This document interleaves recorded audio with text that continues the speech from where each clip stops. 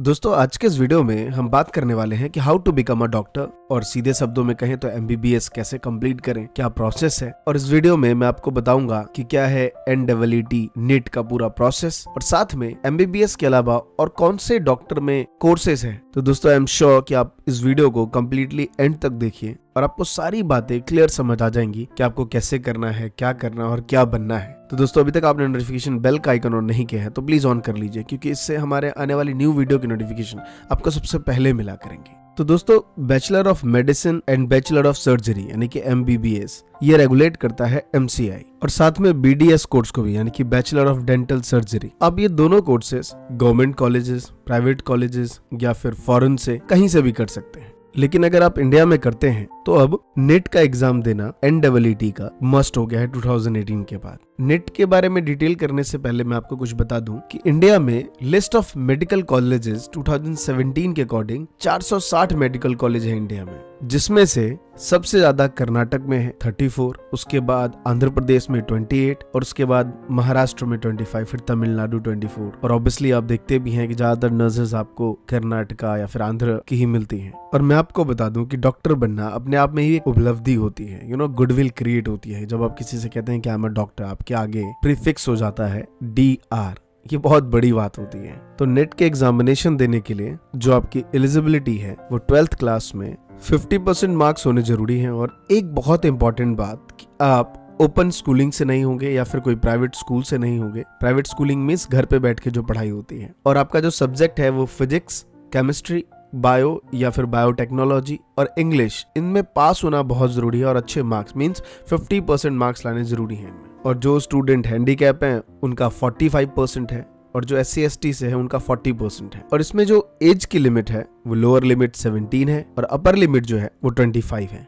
इसमें अपीयर हो सकते हैं चाहे वो इंडियन नेशनल हो, NRI हो, नॉन रेजिडेंस इंडियंस, या फिर ओवरसीज सिटीजन ऑफ इंडिया हो, OCI, या फिर persons with Indian origin PI हो, या फिर फॉरेन नेशनल हो, वो सभी इसमें अपीयर हो सकते हैं। और अब यहाँ पे बिल्कुल कंफर्म हो गया है कि जो 100% एडमिशन है MBBS में और BDS में वो आपको नेट UG के एग्जाम के थ्रू ही मिलेगा। साथ में जो इनके रीजनल लैंग्वेजेस में भी नेट के एग्जाम दिए जाते हैं, जैसे हिंदी, इंग्लिश, असम, बंगाली, गुजराती, कन्नड़, मराठी, उड़िया, तमिल, तेलुगु, उर्दू। और इसमें जो 50% जो रिजर्व सीट्स है वो स्टेट्स का रहता है। अब बात करते हैं इसके पैटर्न के बेस पे कि जो इसका मोड ऑफ एग्जामिनेशन होता है वो ऑफलाइन है पूरा। टाइम ड्यूरेशन 3 आवर्स का है। मीडियम ऑफ एग्जाम मैं आपको बता चुका हूँ, हिंदी, इंग्लिश, असामी, उन सभी लैंग्वेजेस में। क्वेश्चन पेपर जो है वो मल्टीपल चॉइस क्वेश्चन आएगा, मींस आपको ऑप्शन फिल करने होते हैं। सेक्शन जो है फिजिक्स का 45 क्वेश्चंस रहते हैं, केमिस्ट्री में भी 45 और बायोलॉजी में 90 क्वेश्चंस रहते हैं। टोटल नंबर ऑफ क्वेश्चन जो हो गए वो 180 हो गए। टोटल मार्क्स जो है इसका वो 720 का रहता है। और साथ में अगर आप एक सही आंसर देते हैं तो आपको 4 मार्क्स मिलता है, और वहीं पे अगर एक गलत हो गया तो 1 मार्क्स आपका सही वाले में से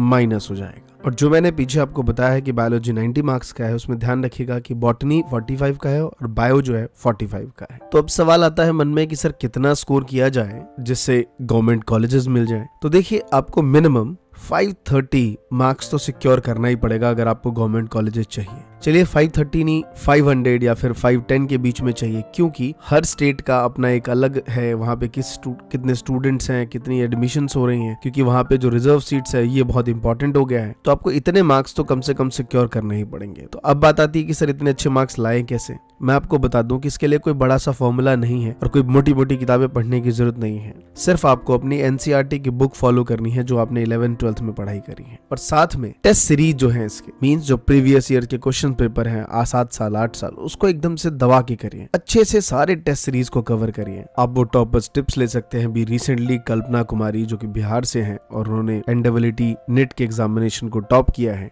जिसमें उनके 99.9 परसेंटाइल आए हैं। उनके भी कुछ ऐसे ही थे कि उस बीच में एक अलग अपने स्टेट से दूसरे जगह आके रहना कि बड़ा एक चैलेंजेस होता है। उस बीच में उन्होंने किस तरीके से किया, तो उन्होंने कहा कि सिर्फ और सिर्फ उन्होंने अपनी टेक्स्ट बुक को फॉलो किया, साथ में जो कोचिंग से दिए हुए कुछ स्टडी मटेरियल्स थे उसको ध्यान में रखा। साथ में आप कुछ रेफरल बुक भी देख सकते हैं, जैसे GRB का केमिस्ट्री हो गया, ऑर्गेनिक में ले सकते हैं।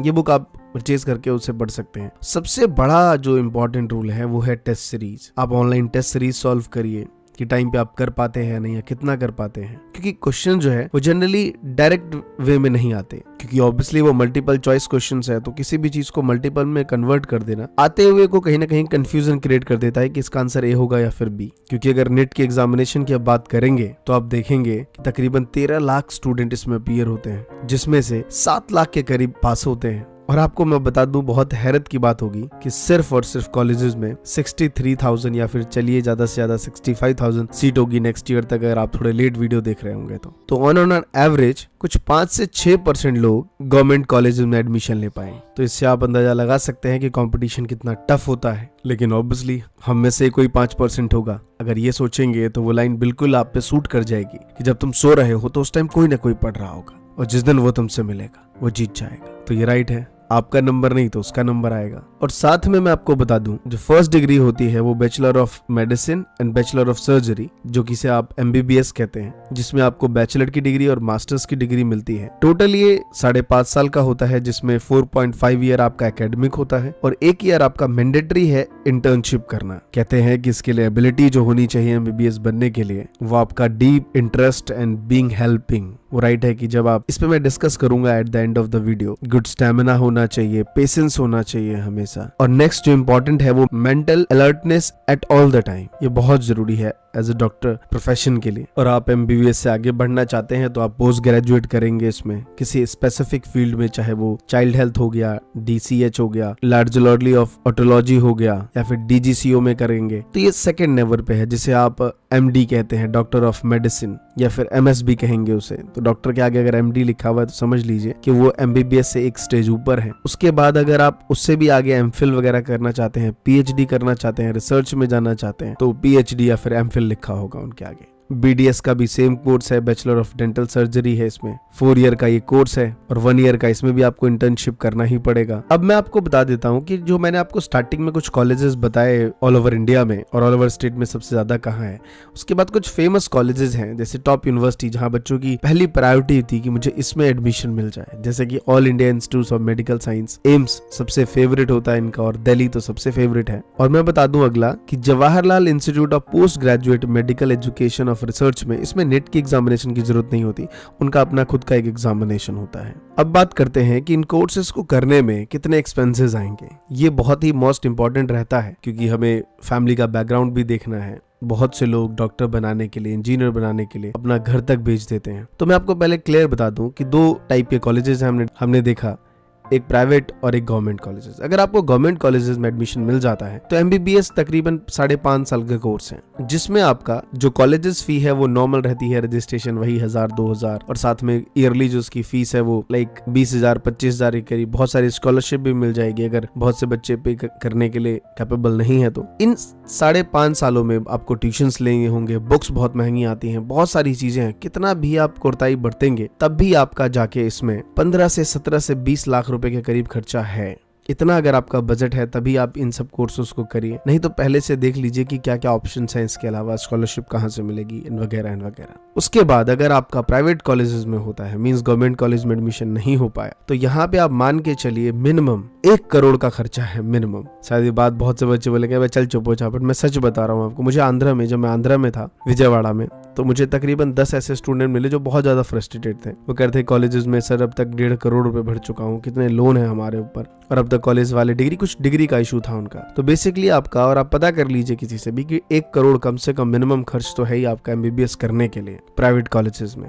अब बात आती है कि जब आप MBBS कंप्लीट कर लेंगे, डॉक्टर बन जाएंगे, उसके बाद आपके पास 2 ऑप्शन होते हैं, या तो आप खुद की प्रैक्टिस स्टार्ट करें या फिर आप कहीं पे जॉब करें। प्रैक्टिस में तो इट्स नॉट अ इशू कि आप कितना कमाते हैं, ये आपके ऊपर डिपेंड करता है कि कहाँ पे आपने अपना प्रैक्टिस स्टार्ट किया है, कौन सी जगह है, स्लम एरियाज है, रूरल एरियाज हैं, अर्बन एरियाज हैं, या फिर हायर अर्बन एरियाज हैं। बट वहीं पे अगर आप as a job point of view से देख रहे हैं तो उस केस में आपका मिनिमम सैलरी जो है वो 35-40,000 से स्टार्ट होता है, और आगे जाके मैक्सिमम 2.5 लाख 3 लाख, वो डिपेंड करता है आपकी कितनी प्रैक्टिस है, कितना एक्सपीरियंस हो रहा है आपके ऊपर। और इसके अलावा भी मैं कुछ कोर्सेज बताऊं, अगर आप MBBS नहीं करना चाहते हैं तो आप वेटनरी, जो कि जानवरों के डॉक्टर्स होते हैं, इसमें जा सकते हैं, BAMS कर सकते हैं, आयुर्वेद में जा सकते हैं, फिजियोथेरेपिस्ट बन सकते हैं, इसकी तो बहुत जरूरत है आने वाले टाइम पे। फिर BHMS कर सकते हैं होम्योपैथिक में। ये बात सही है कि होम्योपैथिक जब से आयुर्वेद आया है इसका लेवल कम होता गया है, लेकिन अभी भी लोगों का भरोसा इस पे है, बट मैं रेकमेंड नहीं करूंगा। उसके बाद अगर आप बायोटेक्नोलॉजी से हैं और आपके पास मैथ्स है, वैसे बहुत से कॉलेजेस मैथ्स की रिक्वायरमेंट नहीं रखती हैं, तो बायोटेक्नोलॉजी में जाके आप फॉरेन जा सकते हैं इसमें। फिर आप नर्सिंग जा सकते हैं, मोस्ट ऑफ द ये गर्ल्स के लिए है। इसमें आप अब्रॉड मतलब आप दुबई, सिंगापुर, इनमें बहुत ज्यादा नर्सिंग की रिक्वायरमेंट है जो गर्ल्स हैं बेसिकली। तो दोस्तों ये था कंप्लीट डिटेल। और अगर आप महात्मा जी टेक्निकल की टी शर्ट्स कप का गिव अवे विन करना चाहते हैं तो आप फॉलो करिए महात्मा जी टेक्निकल को इंस्टाग्राम पे। तो दोस्तों कैसा लगा ये वीडियो कमेंट करके जरूर बताइए। और अगर आप चाहते हैं एक सक्सेसफुल यूट्यूबर बनना तो आप सब्सक्राइब कर सकते हैं वी मेक क्रिएटर्स चैनल को। और साथ में कुछ अगर आप ओपिनियन अपना शेयर कर सकते हैं मेरे साथ, तो आप मेरे इंस्टाग्राम अकाउंट को ही फॉलो कर सकते हैं जिसका लिंक डिस्क्रिप्शन में है।